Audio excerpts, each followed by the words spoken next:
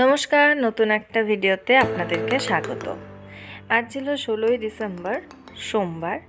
আমি কটা দিন ছিলাম দিদির বাড়িতেই, তো সেখান থেকে আজকে বেরিয়েছিলাম একটু বাইরে।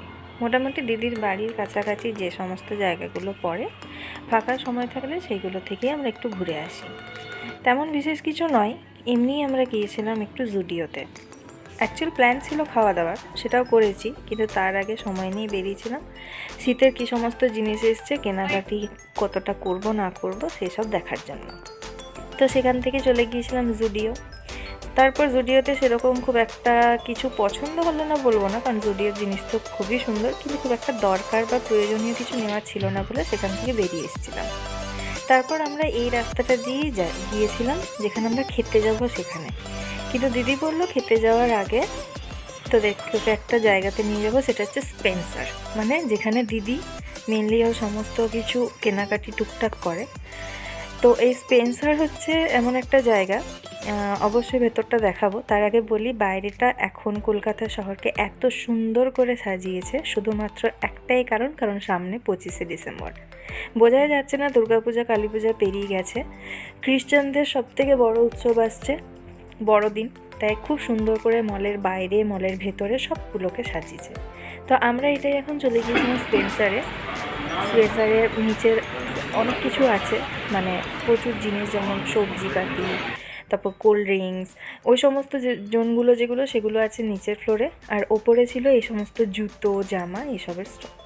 তো বিশেষ কোনো কিছু নেওয়ার ছিল না সেখানেও। জুতো একজোড়া পছন্দ হয়েছিল, কিন্তু সাইজে হয়নি বলে আমি নিচে নেমে এসেছিলাম। এখানে দেখছিলাম মধু, কারণ বাবাদার খুব কাশি হচ্ছে কটা দিন, ওই জন্য ঠিক করেছিলাম যে মধু কিনতে হবে।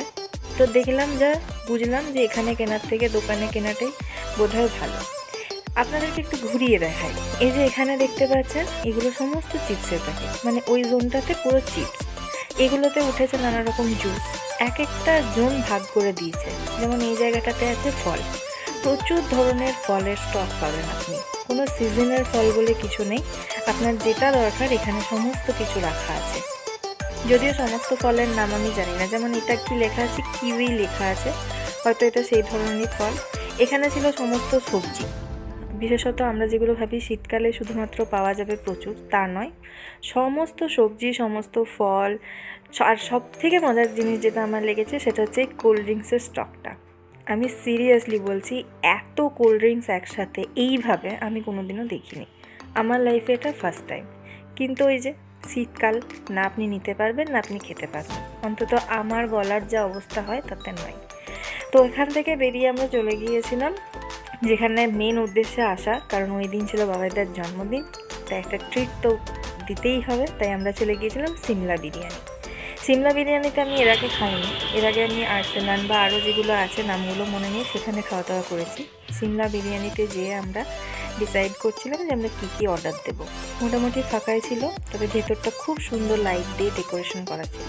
আমরা যখন বেরোলাম তখন একটু একটু ভিড় হচ্ছিল। তো এখানে আমরা নিয়েছিলাম, প্রথমে এটা নিয়েছিলাম বেবি কর্নের একটা প্রিপারেশন, তারপরে যেটা ম্যান্ডেটারি সেটা হচ্ছে বিরিয়ানি, আর তার সাথে তো ছিলই মশলা কুলচা আর চিকেনের একটা রেসিপি, নামটা এক্স্যাক্ট মনে নেই, কারণ অনেক কিছু ডিসাইড করতে হচ্ছিলো, এটা নেব না ওটা নেব। তাদেরকে জিজ্ঞাসা করে করে ডিসিশান নিয়েছিলাম যে এইগুলো নেব।